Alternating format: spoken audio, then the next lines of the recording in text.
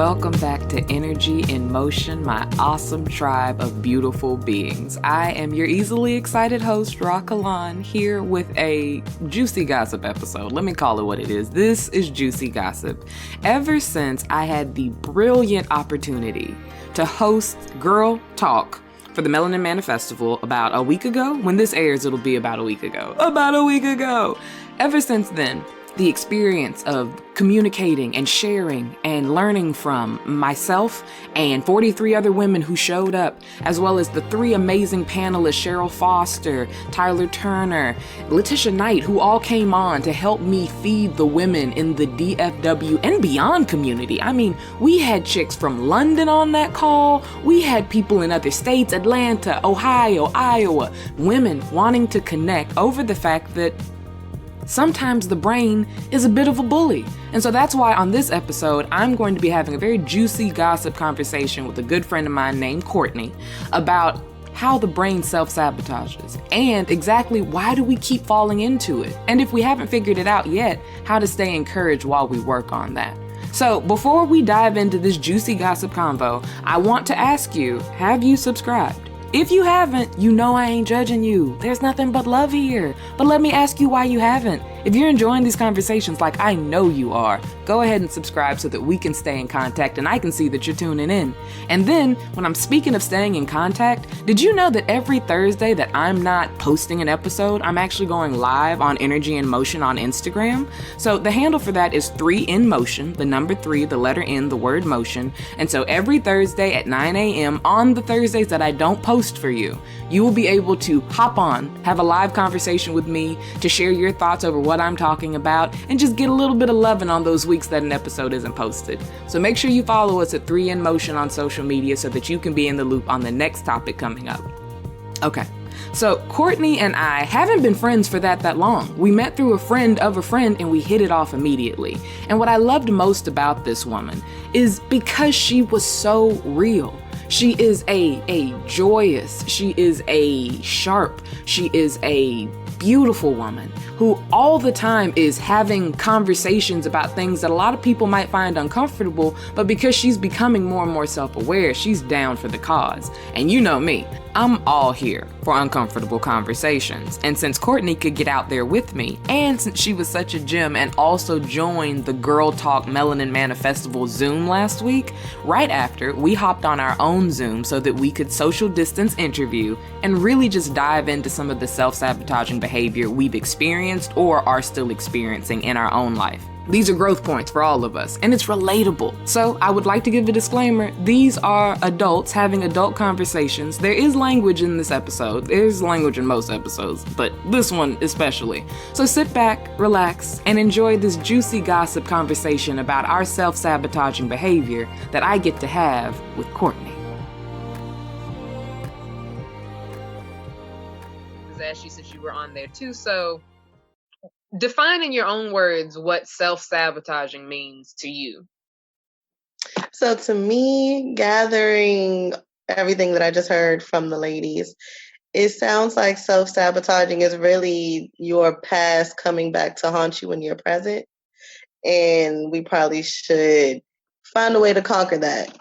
So it's a lot of, if only I had done that, or if only they had said this, and we can't really change that. So I guess the self-sabotaging behavior is when we keep letting that attack us and we're not fighting it off like we need to. Yeah. People didn't even know that they needed to fight anything off, Right. Like people were thinking, this is just how I am and this is how I have to navigate the world. And I think that's the expertise of the brain, to fool you into thinking like these limits that I've like placed parameters on you for, they're not actually real, but you think they are and you live by them. So I know that there's a specific story that made me want to like talk to you on the podcast because it's juicy gossip time. And you were talking to me about your own experience with some self-sabotaging. Would you call it self-sabotaging behavior? Most definitely. Oh, absolutely. Because I don't want to put words to it for you. I don't put no words in your mouth. But what you would call self-sabotaging behavior. But also how freaking relatable what you're talking about is. So I want you to paint a picture for the people as to how this self-sabotaging situation got started, what was the peak of it, and then specifically I want you to hit on when it shifted and you started to notice like, this isn't good. This isn't good. Give them the tea, girl. Take a trip down memory lane. Once upon a time, there was a boy. So, back in 2017, came across a nice young gentleman. It was one of those things. We're at a party. Two friends put us together. We didn't know each other. I barely knew the girl that put us into contact with each other, but we hit it off. So, we hang out the rest of that day. I'm living in Texas. He's living in Louisiana. So, I wasn't expecting much because of the distance. So, before he leaves, I'm like, we don't really have to make this a big deal because I'm here, you're there, neither one of us are moving. We'll just catch each other when we're in the area. Didn't stay that way. He was visiting Texas often. I was visiting Louisiana often. I do admit that, I may have caught a feeling because of all the time we spent together. Quality time may or may not be my love language. So when people go out of their way to spend time with me, especially when it's not easy going from state to state, I really take it to heart.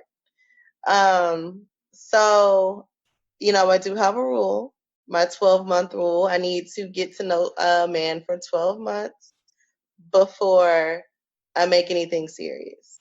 Now, I'm not saying that's exclusive dating, but just 12 months of me getting to know you as a person, how you handle conflict, how you talk to your friends, how you talk about your family. I want to get familiar, and there's a lot of things that you can't really just find out about somebody, I think, in 4 months or 3 weeks. And I'm not in the business of wasting my time. What's 12 months out of a lifetime? So, the 12 months goes by. It's great. We've spent as much time together as we possibly can, even with his 6-month deployment. Like, he comes back from deployment, and before he even sees his family, he's like, I'm coming to you first. And so things like that, it's just like that means a lot. That means a lot to anybody.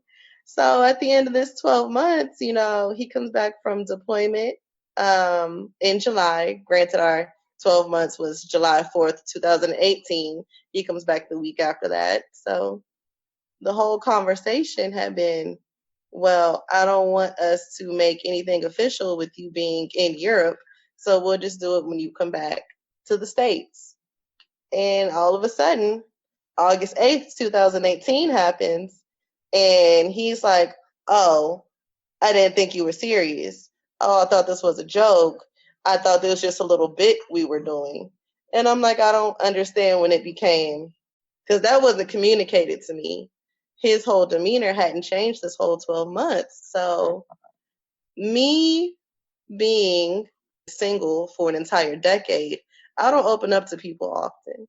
So, naturally, that crushed me, but he can't be responsible for maybe I misinterpreted something along the way.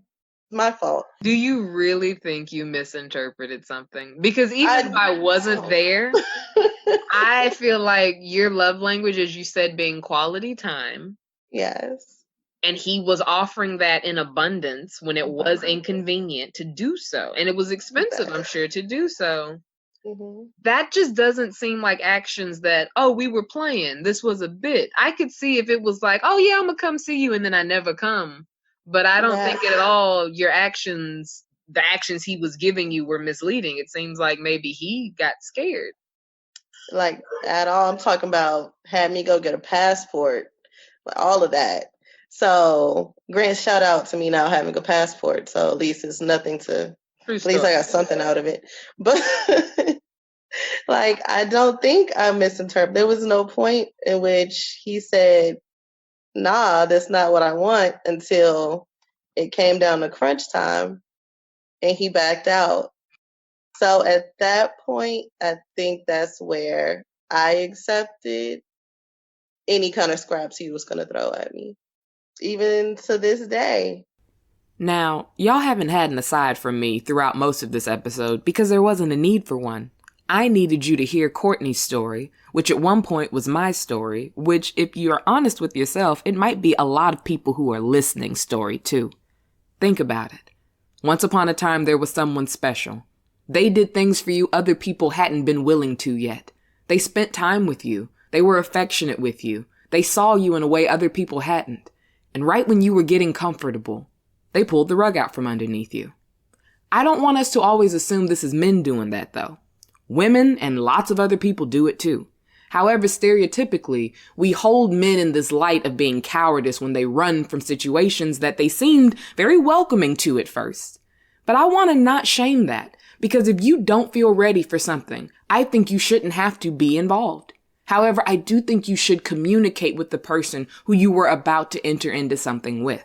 I'm not saying it will make the other person who's being left behind feel much better. However, at least they will have closure. And it is the lack of closure that makes people, like Courtney, like myself, dig our heels in to keep trying to figure out what went wrong when it was all so right. How did this go from something that I had been asking for to something that I'm asking how to feel better about? So that's why I really am excited for this conversation to talk about something that we don't shed enough light on. Sometimes it just hurts so good. Our most recent encounter, I'm visiting him. He just came back from deployment again. I visited 2 weeks ago.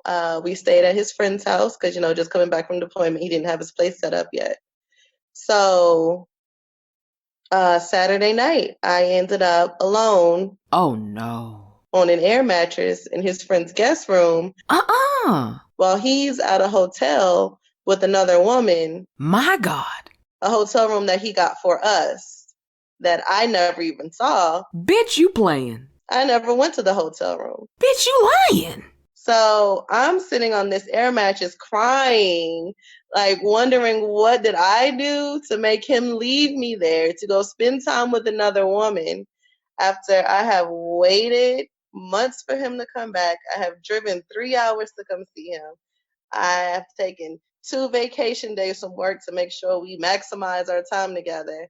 But now I'm alone on an air mattress, crying, calling, texting, apologizing, begging, please come back, whatever it is, we can talk about it.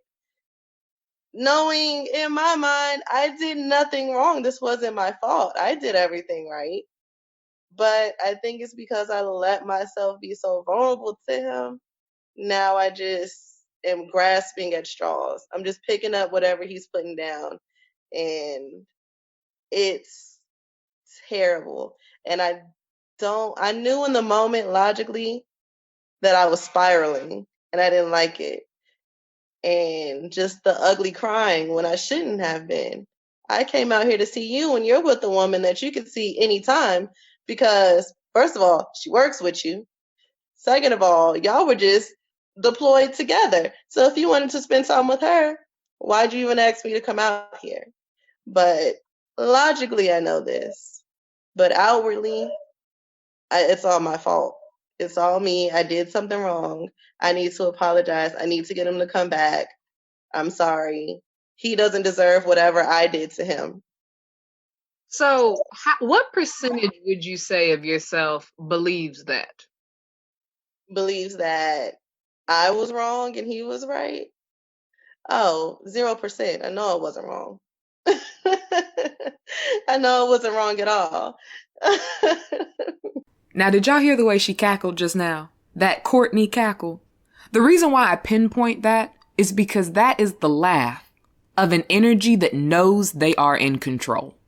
Now, maybe on a surface level, Courtney doesn't recognize how in control she is. But that was a joyous, full, rich laugh that just came out of this woman that just walked us through an extraordinarily painful, traumatic, frustrating, embarrassing situation.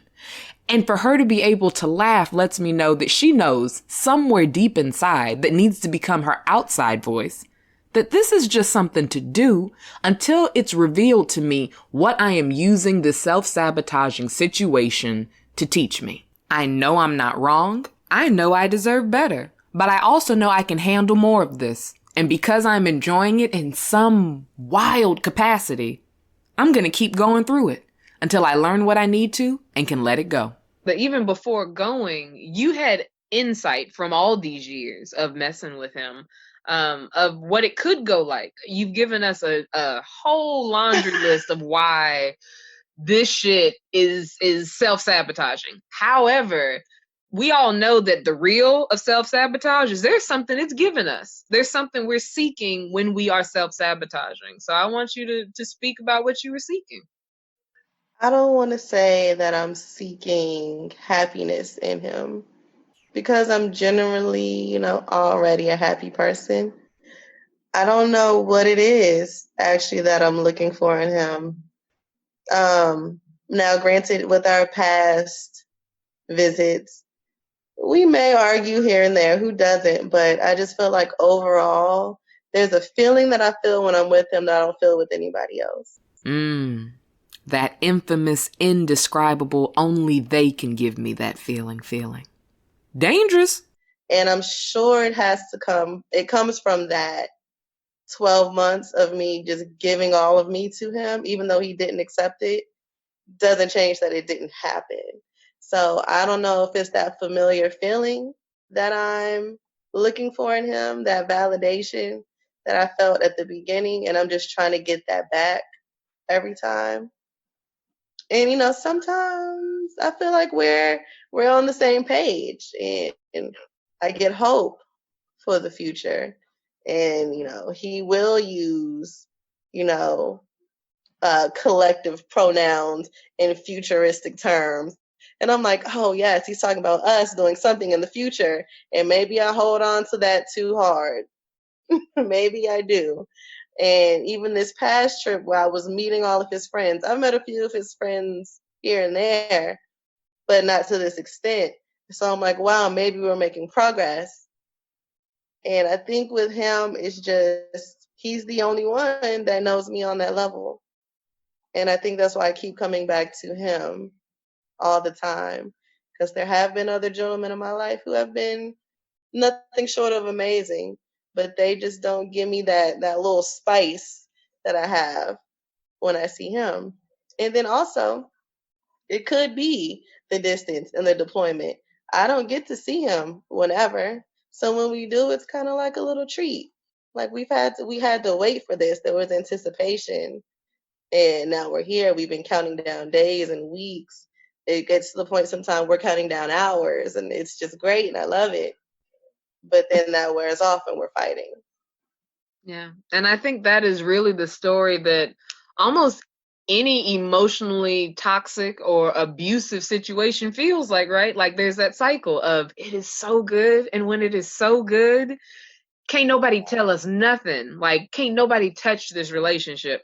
But then it turns. And when it turns, it's just like, why couldn't we stay good? It was so good. If we could just hold on to that. And I speak about all this because I know once it turns and then it hits that explosive point, it's like, why am I even here? How could I ever be blind enough to keep participating in this? And then that quickly it turns back. And somehow you miss them and they miss you too at the same time. And it's synchronicity. And everybody's like, oh, it's meant to be all of a sudden. And then the cycle begins. It just every time. 3 years of that just turning. And that's the thing. When you're going through this turbulent cycle in a relationship, 3 years just doesn't seem long enough. You still want a lifetime with this person. And 3 years also can seem like it's been a lifetime already because you're so filled with different emotions that conflict. And there's no peace about the situation. You can never get comfortable, which keeps it exciting, but also keeps it terrifying. So I wanted Courtney to know that she's not the only one going through that experience. And having been someone myself who did go through it, and it did take time in realizing that I had to want to let that toxic relationship go, I wanted to share my experience with her so that she and you can learn from it. I had a relationship and I was 18 when most of the toxic stuff began, but I was 17 and he was 22. And I've talked about this relationship on the show before. I'm still eyeing to get this ex on the show at some point. I'm gonna get on here. But I was 17, he was 22. We got permission from my parents to be together. And at first it was so sweet and delicious. And my libido at 17 was skyrocketing. So I was like, let's just get this guy. Let's just lock this down. He's an experienced man. Let's lock this down. Do it. And so I fell for him very quickly, and he fell for me too. And I knew he fell for me. He seemed uncomfortable with how much he started to love me and how quickly he started to love me. And that made me feel very confident, almost like I was super special, like this couldn't happen again to him, and it probably couldn't happen again to me. So we really needed to hold on to this. And so anytime there were orange flags or red flags, I would dismiss them because I'm like, but this is special. I kept telling myself in my 17-year, this is special, you know? So I got 18 and I do the typical teenage thing. Daddy, I love him. I'm moving out. We're going to be together. And I did. We're going to Paris. We're going to Paris and we're going to live underneath the Eiffel Tower. Like, that's exactly what my father probably felt like I said to him. Shout out to my dad and my mom and all the parents out there who see all the red flags and choose to let their children make their own decisions. I know it's hard to watch. I can only imagine what that was like watching me make those decisions back then. But thank you, because I needed the experience and I needed the self-sabotaging so that I could become well-rounded now. That I had just gotten my associates and I was about to go off to school, but I held up going because of him. And so obviously my dad's now looking at him like, you're going to knock her up and you're going to keep her here to bring her to like Thuggaville. And luckily that didn't happen because we moved in together and I quickly saw how toxic we were. I quickly saw how he didn't know how to communicate and how even though I was younger than him, I was more emotionally mature in some categories, but still very immature in general. And so neither one of us could help the other when it came down to having to have conversations about money and him being frustrated that I was always asking questions because I come from a very responsible financial household and he didn't come from necessarily that. And so trying to clarify the things that we valued and share those values in the same household. So we were together for a year before we moved in together. And then we moved in together and had a 6-month lease. And then I moved out 2 months before the lease was up just because I couldn't stand it. I couldn't stand it anymore, Courtney. There was so little love in that apartment. It was so dry, girl. When I tell you, I come out the shower butt ass naked. True story. And I would lay across him and he'd be like, I'm about to go to bed.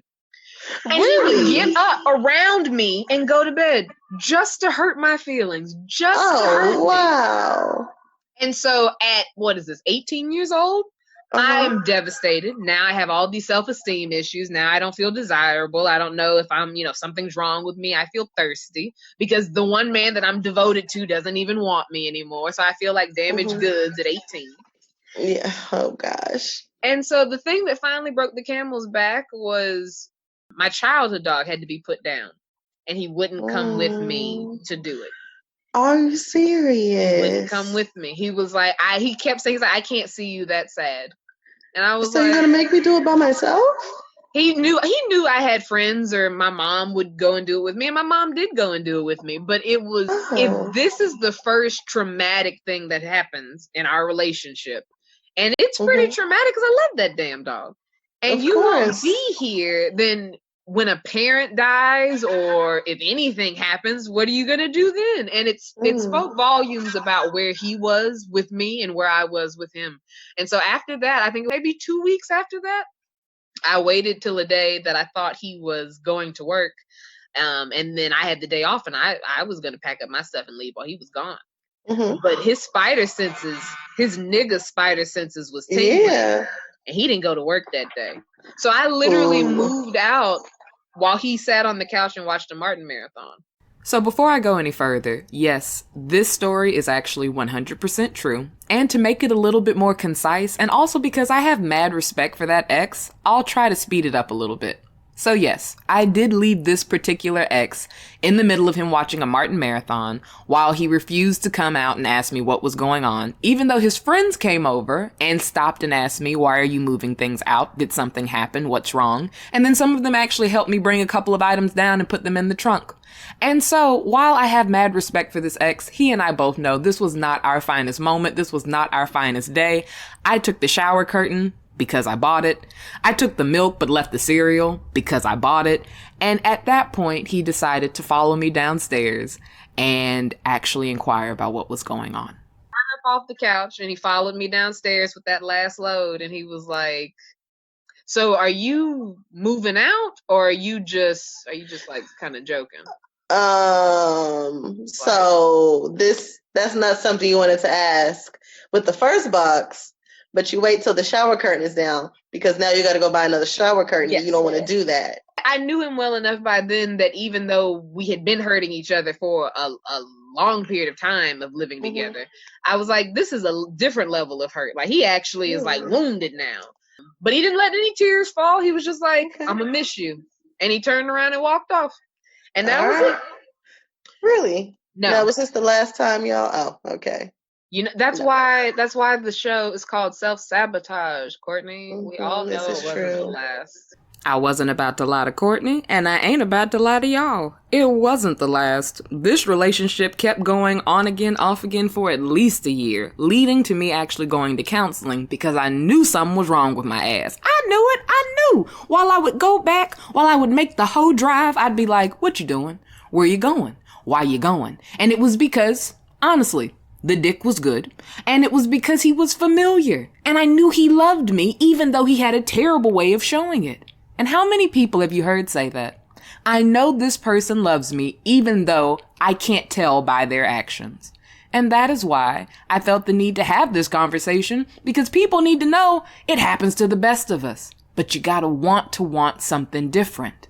When I invite you on the show to talk about self-sabotage, I know a lot about it because of seeing all the signs, all the bright lights of turn around, go back, reconsider. This ain't it. Get your key back. You know, like all the signs. I never got that. All the signs. Right. And then finally it's like, oh, I think I hear you this time. So what do you think your, I think I hear you this time will be in your current self-sabotaging situation? I mean, listening to the stories you just told, I think it's because we haven't gone through anything traumatic. Now, what he did the other day was extremely fucked up and disrespectful, yes, but there hasn't been any life-changing trauma that either one of us have gone through. Like, we haven't had to depend on each other to see what that would be like. Now, 2018 was a really hard year for me just because life was just throwing all the L's at me in 2018. But even then, he was there. He was there when I needed him, but nothing traumatic. And I feel like that's what it's going to take. I feel like I'm going to keep going back. He's going to keep leaving me on air mattresses and doing whatever he wants to until that final moment. Because it's uncomfortable, but it's familiar, so it's not uncomfortable enough to leave. Not for me to leave. And like I said, it's not something that I'm ready to end on. The end of our book isn't going to end like that. Now, granted, I'm not saying it's going to end in happiness and sunshine and eternal marital bliss, because I really don't think that's going to be it. But I do think it is going to take something traumatic. Or at least, maybe this is me being selfish, but I really want some reciprocity. I want him to feel what it feels like to be me and for me to play with his emotions. And I know that's really sick to say. I just always feel like he's had the upper hand. And one day, I'm taking over. And it's that right there that I wanted to get to the root of. So many of us, we just want our feelings reciprocated. We've put in so much time, so much energy to something. And it doesn't have to just be a relationship. This could be the same time and energy you feel entitled to having put into a job or a friendship or another situation. But there comes a time when we have to realize when the feelings aren't reciprocated, when the energy and the effort isn't reciprocated. It is in human nature to become retaliatory.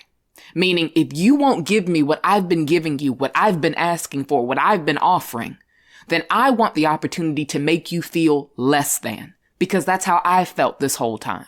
And I'm hoping that once you can understand how shitty you've been making me feel, you'll wake up and you won't want me to feel that way. And then I can stop making you feel that way. And then maybe we could treat each other right again.